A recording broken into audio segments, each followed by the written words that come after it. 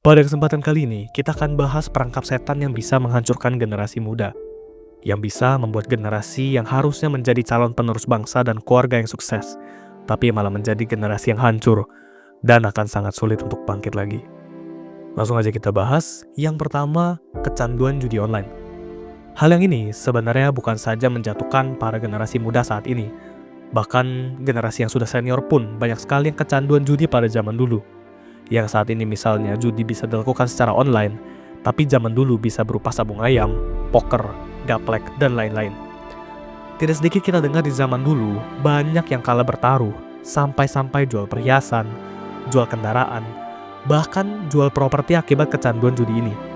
Dari yang tadinya mungkin kaya raya, sampai jatuh miskin, dan akhirnya tidak pernah kembali kaya lagi sampai saat ini. Ini total nih, nggak disetting nih ya dari sininya ya. Tuh kalah. Ini 250 dapatnya cuma. Rp250. Ya, spin udah 9.000. Oh iya. Nih, ini kalau nggak disetting guys. Nah kalau disetting sekarang, gue pengen menang nih. Harus menang sekarang nih. Coba kita cek. Langsung menang, you have won. 15 free spin. Gratis spin 15 kali. Oh, gratis 15 kali nih. Iya. Oh gitu. Nyampe yang dikali ini ya? Iya. Dia dapatnya ya? Oh, oke. Tuh guys, beneran guys. Ini penipuan guys, the real penipuan. Kita semua sebagai generasi muda harus menjauhkan diri dari perangkap setan yang satu ini. Jika lu punya uang, tabunglah, sisihkan. Gunakan untuk hal yang baik untuk menunjang masa depan lu, seperti pendidikan, buka bisnis, belajar hal baru, dan lain sebagainya. Bahkan, ada yang sampai bunuh diri karena frustasi dan depresi akibat kalah terus-menerus di dalam judi online. Jangan sampai lu menjadi salah satu dari mereka. Sayangi hidup lu. Kalau lu mau kaya, tidak ada yang instan di dunia ini. Bukan judi solusinya. Kalaupun lu bisa dapat uang yang banyak secara tiba-tiba, tapi lu gak bisa mengelolanya, lu juga akan kembali miskin lagi.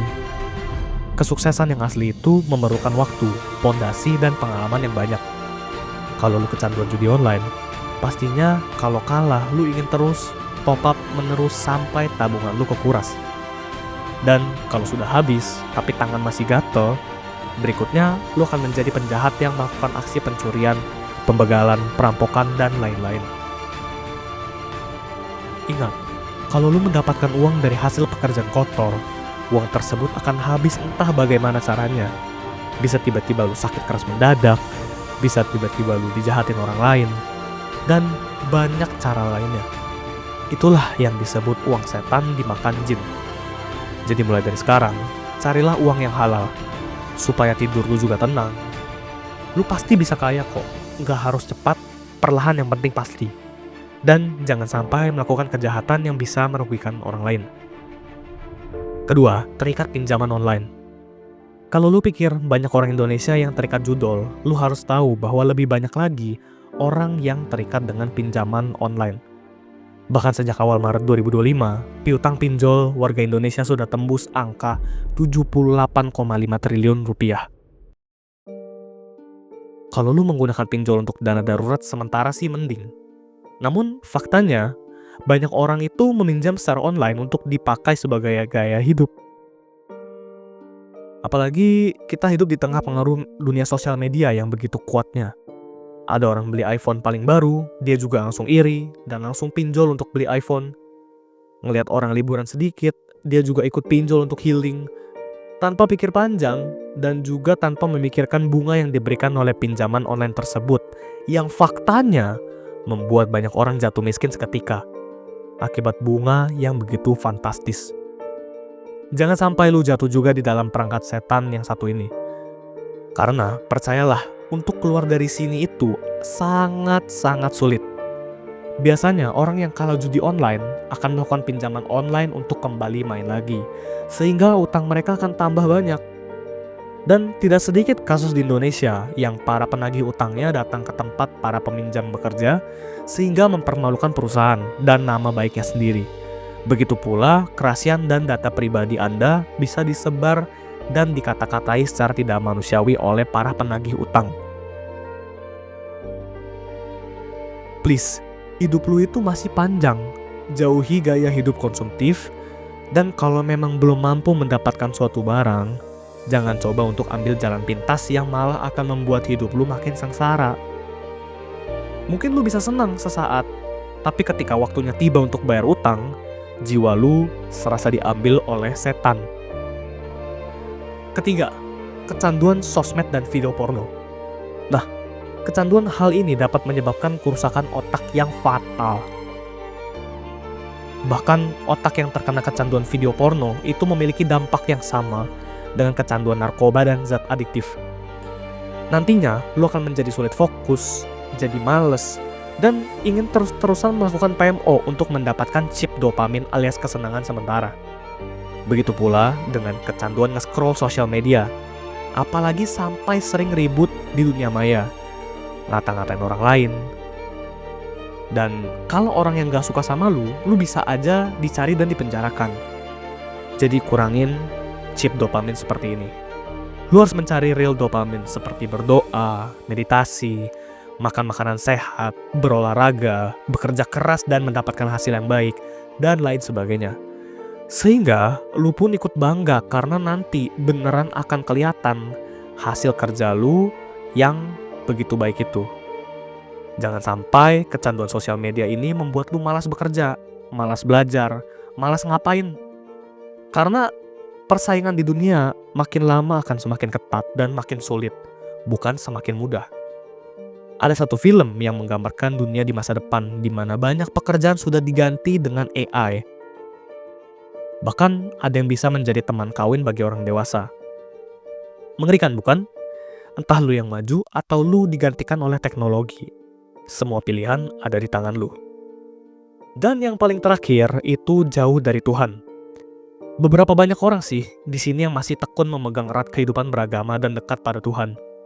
Karena gue yakin semakin hari kondisi dunia yang semakin jahat ini, pastinya orang sudah tidak terlalu peduli dengan kehidupan beragama. Kita bisa lihat ini dari berbagai kejahatan yang semakin banyak di setiap harinya.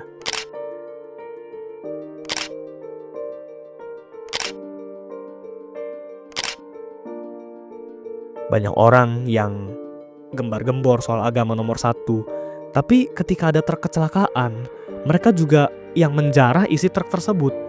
Bahkan sampai korban yang meninggal pun HP dan dompetnya ikut dicuri. Selain ada pejabatnya yang korupsi, di Indonesia rakyatnya juga ada yang suka menjarah. Kayak yang lagi viral nih, sejumlah warga menjarah telur yang tercecer setelah kecelakaan mobil pickup versus truk. Bukannya nolongin, malah manfaatin keadaan ya. Nah, kecelakaan itu terjadi di Desa Aek Batu, Kabupaten Labuhan Batu Selatan atau Labusel, Sumatera Utara hari Minggu 2 Maret 2025 pagi. Menurut narasi sih, warga mengutin telur-telur itu biar nggak mubazir. Dilaporkan kernet pickup AHM mengalami luka berat dan meninggal dunia di rumah sakit. Selain telur yang diambil warga, keluarga korban juga melapor kehilangan barang berharga milik si kernet pickup, termasuk ponsel, dompet, KTP, dan jam tangan. Diduga barang-barang itu juga dicuri sama warga. Sikap hati, penampilan, dan apa yang mereka bicarakan dan lakukan itu 180 derajat berbeda.